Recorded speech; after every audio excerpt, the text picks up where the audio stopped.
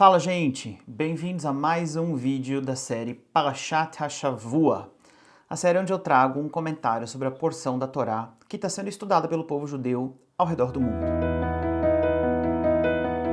A Parashá dessa semana se chama Va'era, e ela está lá em Êxodo, começando no capítulo 6, versículo 2, e vai até o capítulo 9, versículo 35. A leitura da semana passada terminou com Moisés aparecendo diante de Faraó e exigindo que o povo pudesse sair do Egito, e por consequência Faraó aumentando a carga de trabalho do povo. Moisés então vem suplicar ao Eterno, reclamando que desde que ele começou a falar em seu nome, apenas mal sobreveio ao povo de Israel. A porção dessa semana começa justamente com a resposta do Eterno a essa reclamação de Moisés. O texto em português diz o seguinte: falou mais Deus a Moisés. Eu sou o Senhor. Apareci a Abraão, Isaque e Jacó como Deus Todo-Poderoso, mas pelo meu nome, o Senhor, não fui conhecido. Deixa eu começar dizendo que Va'era, que é o nome dessa leitura, está traduzido aqui como apareci. A palavra significa basicamente eu me mostrei. Então, se esse é o título dessa leitura, a gente já pode compreender que o tema aqui é a maneira como o Eterno se mostra, a revelação que a gente tem dele. E é muito profundo que ele esteja fazendo uma distinção aqui.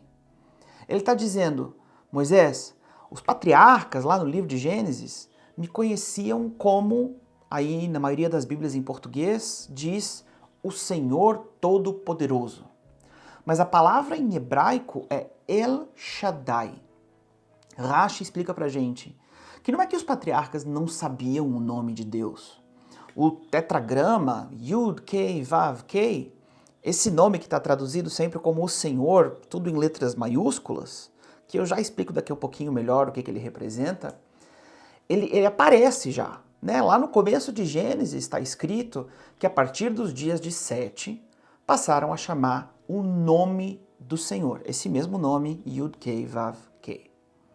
Quando a gente lê em hebraico, Deus dizendo que por aquele nome ele não era conhecido, a ideia que nós temos aqui é sobre a revelação verdadeira da essência de quem ele é. A revelação que estava disponível no tempo de Abraão, Isaque e Jacó, através da qual eles se conectavam com Deus e o serviam, era El Shaddai. Nos vídeos passados dessa série, a gente já tratou um pouco sobre esse nome, El Shaddai. Olhando para a etimologia da palavra, gente, tem inúmeras maneiras de traduzir esse nome. Mas os sábios do judaísmo nos ensinam que a gente tem que compreendê-lo basicamente como El Shaddai, ou seja, o Deus que é suficiente, ou o Deus que basta no mundo. Nesse aspecto, o nome El Shaddai, ele representa uma contração. Abraão, Isaque e Jacó, em sua peregrinação por Canaã, vivendo as suas histórias pessoais e servindo a Deus, o faziam com essa medida de revelação, do Deus que basta nessas minhas circunstâncias aqui. Por isso eles são exemplos tão elevados da fé, porque eles caminharam com a revelação da provisão de Deus em meio às circunstâncias em que eles se encontravam. Caminharam com El Shaddai, com o Deus que é suficiente no aqui e agora.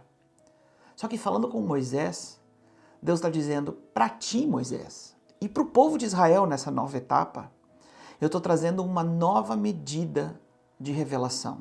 Vocês estão indo além de El Shaddai, além de conhecer a suficiência no meio das circunstâncias, e avançando para a minha essência verdadeira, expressa no meu nome, traduzido como o Senhor, todo em letras maiúsculas, que é aquele tetragrama Yud Kei Vav Kei.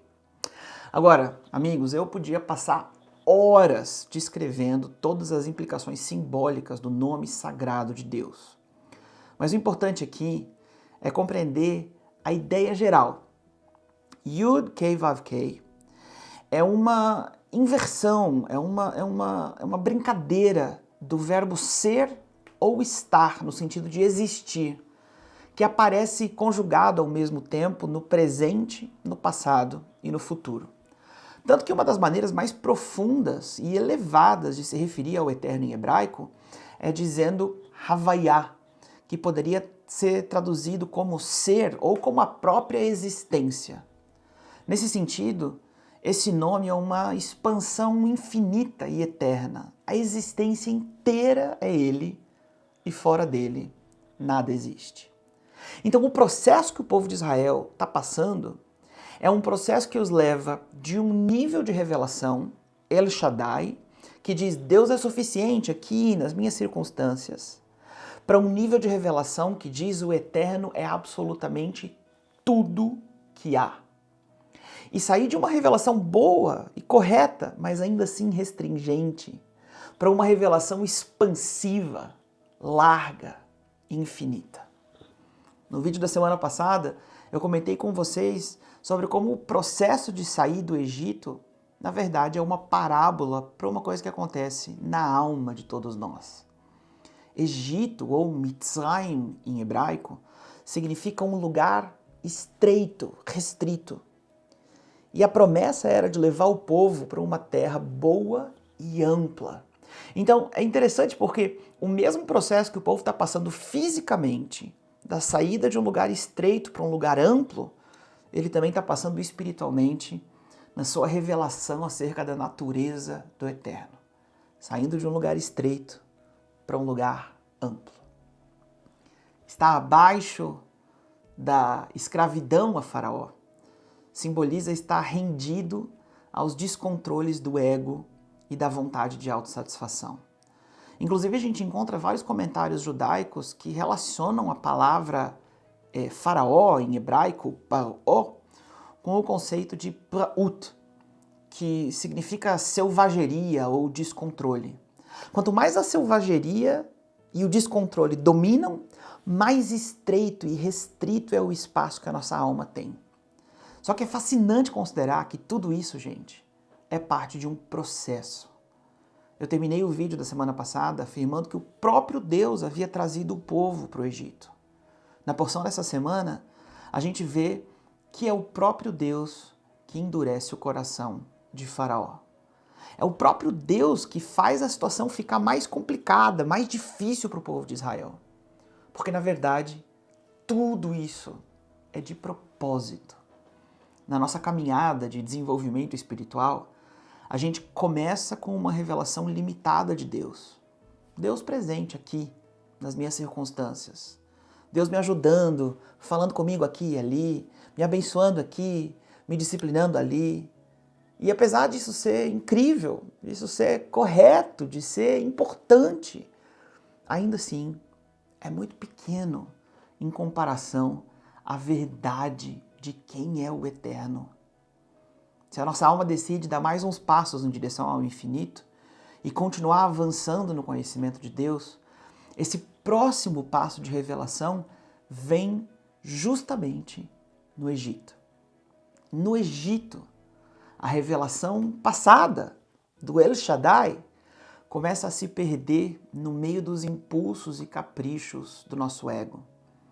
Servindo a Deus no aqui e agora, com uma visão ainda restrita ao que Ele pode fazer nas minhas circunstâncias, ao como Ele pode me abençoar hoje, a verdade sobre quem Ele é e sobre quem nós realmente somos começa a se perder em meio ao nosso desejo de autossatisfação.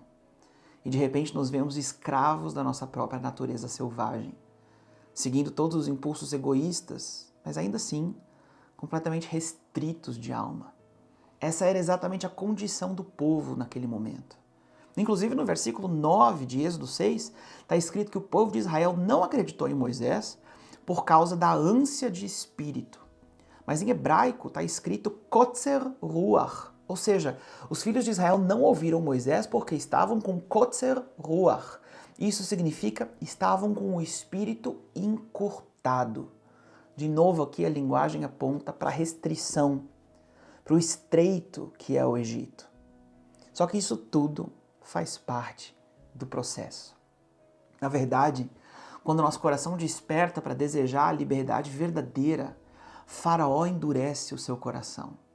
Deus endurece o coração de Faraó. Você quer avançar espiritualmente e de repente todos os vícios e problemas e dificuldades que você já teve parece que te perseguem juntos. Quanto mais você quer, mais difícil fica. Por um tempo, como uma etapa. Porque para que você possa chegar na terra larga com uma revelação de Deus que seja expansiva e não limitante, a tua alma precisa enfrentar Faraó. A tradição judaica nos ensina que nós estamos constantemente nesse processo. Todos os anos, por exemplo, ao celebrarmos a Pessach, a saída do Egito, a gente precisa imaginar durante a refeição que fazemos, durante a Seder, que nós mesmos estamos pessoalmente sendo libertos do Egito naquele momento. O livro do Zohar diz que a cada geração e a cada dia que passa, o homem precisa ver a si mesmo como se tivesse saído do Egito. A porção dessa semana, gente, ainda trata de 7 das 10 pragas. E as últimas 3 e o êxodo em si ficam na porção da próxima semana. Mas para ficar mais didático aqui no meu comentário, eu vou unir alguns pensamentos sobre as 7 pragas no vídeo da semana que vem. Então, a gente se vê na próxima. Obrigado.